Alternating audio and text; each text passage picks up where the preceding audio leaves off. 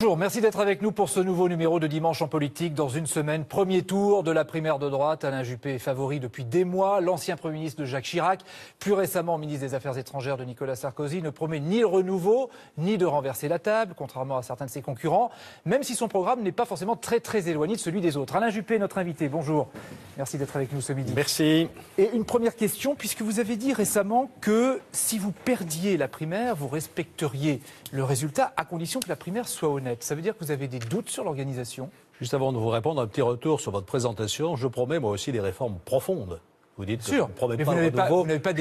Vous n'avez pas des formules comme ça. Je m'engage sur des réformes profondes. Alors, sur la primaire, je n'ai aucune raison de penser aujourd'hui qu'elle ne se déroulera pas dans de bonnes conditions. Le comité d'organisation, la haute autorité ont fait un très bon travail et donc je suis très serein sur la façon dont les choses vont se dérouler. Il reste encore un petit problème, c'est de bien expliquer comment ça se passe. Oui. Comment on trouve le bureau de vote où on peut aller voter. Il y a un site internet, il y a un numéro d'appel. Cette phrase, vous ne la retirez pas alors? Non, vous me dites si elle est honnête, et je pense qu'elle va être honnête. Vous pensez, mais vous ne retirez pas la phrase pour autant. Écoutez, je pense qu'elle va être honnête, c'est ce que je vous dise de plus. C'est pas le problème aujourd'hui, je pense qu'elle va bien se dérouler, et qu'il y a une forte mobilisation. On l'a vu d'ailleurs dans l'inscription des Français de l'étranger, qui se sont inscrits, très nombreux pour aller voter. On va commencer par les cérémonies sobres et brèves de ce matin. Un an après les attentats de Paris et Saint-Denis, plusieurs plaques avec les noms des victimes ont été dévoilées. Après le concert de Sting hier soir au Bataclan, vous étiez, vous, hier soir au restaurant du Petit Cambodge. C'est l'un des restaurants dont l'une des terrasses avait été fusillée. Il y avait eu 15 morts. Ça a une signification particulière, ce lieu, pour vous ? Écoutez, il se trouve qu'un membre de ma famille proche habite ce quartier, était présent le 13 novembre dans le quartier. Donc nous avons voulu dîner avec des amis dans ce restaurant qui a été entièrement rénové. Il y avait beaucoup de jeunes qui étaient là et on sentait chez eux la volonté de ne pas se laisser impressionner et de maintenir leur mode de vie et d'une certaine manière leur joie de vivre aussi. Il y a quelques semaines, il y avait une idée qui avait été suggérée qui était de créer une journée d'hommage à toutes les victimes du terrorisme. Est-ce que ce serait une bonne idée ? Je pense qu'il faut faire mémoire de ces actes de terrorisme qui sont nombreux. Depuis 2012, Mohamed Merah, ce qui s'était passé à Montauban et à Toulouse, et puis vous connaissez toute la suite, bien sûr. Et je pense qu'il est important que la nation commémore ces événements. Mais une journée particulière, vous seriez favorable ? Si vous étiez président de la République, vous feriez ça ? Je ne sais pas s'il faut multiplier les journées particulières, mais en tout cas, des actes de mémoire comme ceux qui ont été organisés aujourd'hui, qui le seront d'ailleurs tout au long de la journée, sont nécessaires parce qu'il ne faut pas oublier, il faut penser d'ailleurs aux familles des victimes, aux blessés qui sont parfois encore dans la souffrance, donc il faut les accompagner, bien entendu. Vous avez dit aussi sur votre blog ce matin que face au terrorisme, tout dirigeant doit être responsable et à la hauteur. François Hollande a-t-il été à la hauteur ? Je pense que face aux actes terroristes qui se sont succédés, hélas, j'en ai cité quelques-uns tout à l'heure, il y a eu une forte mobilisation, d'abord de la nation tout entière, et puis le gouvernement a fait son devoir. Mais François Hollande, il a été à la hauteur ? Je pense qu'il a effectivement réagi comme il devait réagir. La question de savoir aujourd'hui, c'est si nous avons tous les moyens de faire en sorte que la lutte contre le terrorisme soit gagnée et que la sécurité des Français soit assurée. Alors et cela, il y a encore là-dessus beaucoup de progrès à faire. Je pense en particulier au renseignement qui n'a pas encore atteint, je pense, l'efficacité qu'il devrait avoir. Nous avons fait une erreur avant 2012 en supprimant ce qu'on appelait à l'époque les renseignements généraux, c'est-à-dire le renseignement territorial au plus près des citoyens. Il faut absolument renforcer ce renseignement parce que c'est de là que viennent les signaux faibles. Ça, c'était Nicolas Sarkozy qui avait supprimé ça. Oui, enfin, vous savez, moi je critique pas ce qui a été fait avant 2012. Je regarde simplement je resitue juste. La réalité en face. Il faut reconnaître ses erreurs. Et j'étais au gouvernement de 2011 à 2012. Vous assumez. Donc, je ne me défausse pas sur des camarades. Je dis simplement que nous avons fait des erreurs. Celle-là, il y en a eu d'autres. Et donc, il faut les corriger. Nous avons eu aussi tort de diminuer de 10 000 le nombre des fonctionnaires de police et de gendarmerie présents sur le terrain. Et il faut absolument rectifier cette erreur aujourd'hui. Alors, parmi les outils, il y a l'état d'urgence. Notamment, Manuel Valls a laissé entendre qu'il pourrait être prolongé justement jusqu'à la campagne présidentielle. Peut-on vivre en état d'urgence permanent ?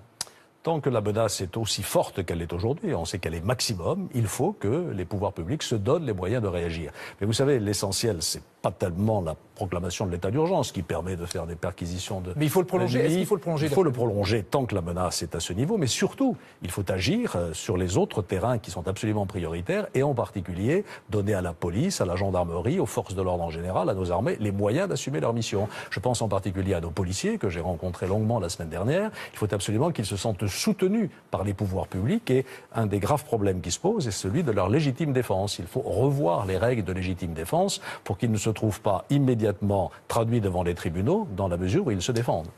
Il y a un autre outil qui est le renseignement, vous le disiez tout à l'heure. Le gouvernement veut créer un fichier qui s'appelle TESS pour lutter contre les faux papiers d'identité. Toutes les données des Français seraient dans ce grand fichier et les services antiterroristes et de renseignement y auraient accès.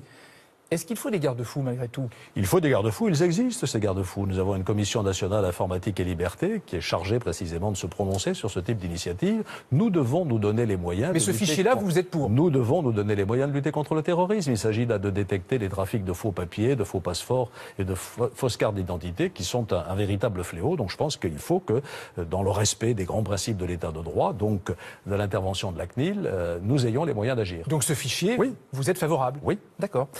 Pour Nicolas Sarkozy, la France est en guerre, dit-il, et il précise, contre un islam politique. C'est un mot qu'on retrouve ailleurs aussi, Manuel Valls le dit. Vous dites pas ça. Pourquoi? L'islam politique, c'est quelque chose qui vous gêne?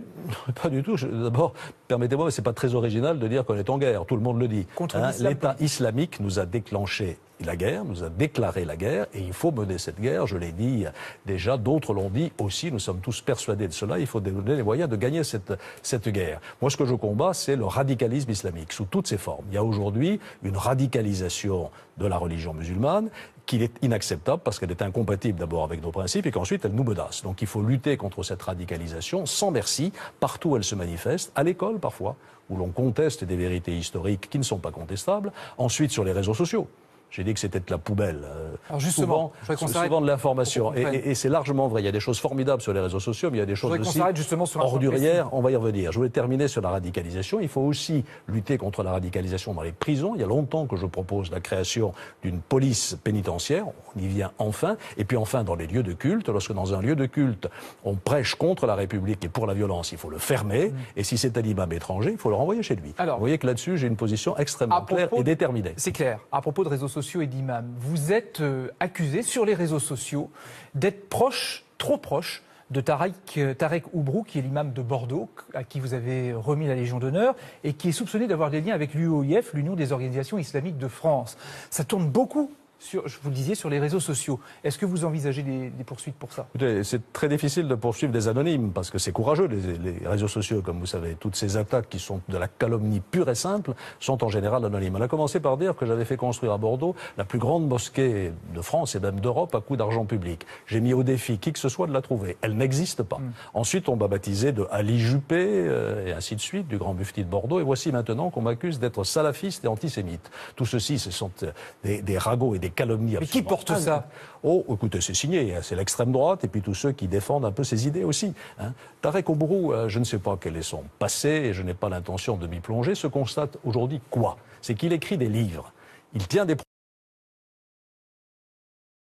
responsables juifs à l'organisation de rencontres judéo-musulmanes qui se tiennent quasiment tous les ans dans la région Aquitaine. Alors voyons, arrêtons de stigmatiser cet homme qui, par ailleurs, fait l'objet aujourd'hui d'une fatwa de Daesh qui le condamne à mort. Vous voyez à quel point tout ceci est déformé et cherche à me faire porter des responsabilités qui ne sont évidemment pas les miennes. C'est un de mes interlocuteurs. Je vous signale que je réunis très régulièrement, 2 fois par an, le cardinal archevêque de Bordeaux, le grand rabbin de Bordeaux, le représentant des protestantes, le représentant des musulmans en la personne de Tarek Oubrou et les représentants d'autres spiritualités de la ville. Et ça se passe très bien. C'est comme ça que nous avons maintenu à Bordeaux une certaine sérénité dans les relations humaines. Donc je n'ai pas l'intention de changer sur ce point. C'est clair. On va passer à l'élection de Donald Trump parce que ce qui s'est passé aux États-Unis bouleverse le monde politique et interroge tout le monde, y compris en France. Tout le monde s'accorde à dire qu'il faut écouter la voix du peuple.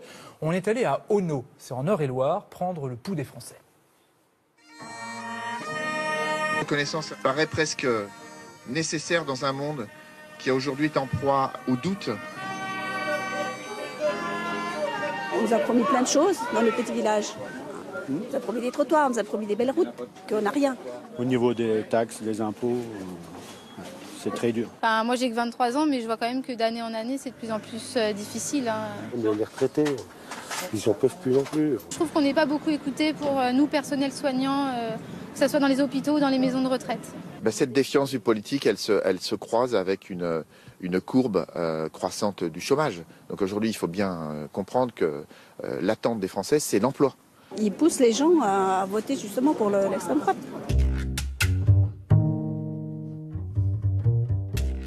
vrai qu'on ne pensait pas que Trump il serait passé, hein, parce qu'avec les idées qu'il a. De toute façon, ce qui s'est passé là aux États-Unis, ça va jouer énormément pour nos élections, nous. Hein. On va voir comment ça va se passer. Ce qui se passe aux États-Unis, ça ne me concerne pas trop, mais voilà. N'hésitez pas, monsieur. C'est le Front National, monsieur, avec l'immigration. L'élection de Donald Trump aux États-Unis s'est confirmée. C'est la population qui a décidé ainsi. Et Marine Le Pen peut tout à fait correspondre et répondre aux besoins du Français. J'ai jamais voté et je crois que je ne voterai pas. Moi, je vais voter, mais je ne sais pas encore exactement. Je suis indécis, mais je me déplace. Hein. Je fais pas de. Non. On est dans un petit village, voilà, Juppé ou Sarko ou Tartampion. Hein, faut arrêter, quoi. Que le meilleur gagne. Alain Juppé, vous avez vu, les Français, ils doutent beaucoup, ils ne savent plus tellement où donner de la tête. Comment pouvez-vous leur dire que vous êtes la solution ? Vous savez, depuis 2 ans maintenant que je suis entré en campagne, je suis allé, je crois, dans 75 départements de France. Et vous entendez ça ? C'est pas la totalité. Je suis allé dans beaucoup de villages, comme celui que l'on vient de voir. J'ai beaucoup de contacts avec les maires qui me soutiennent en très grand nombre. Et donc, je suis parfaitement conscient de ce qui se passe et de ce sentiment d'abandon, en particulier de la ruralité. Aujourd'hui, nous avons un pays dans lequel nos métropoles, nos grandes villes, nos grandes métropoles se développent plutôt bien.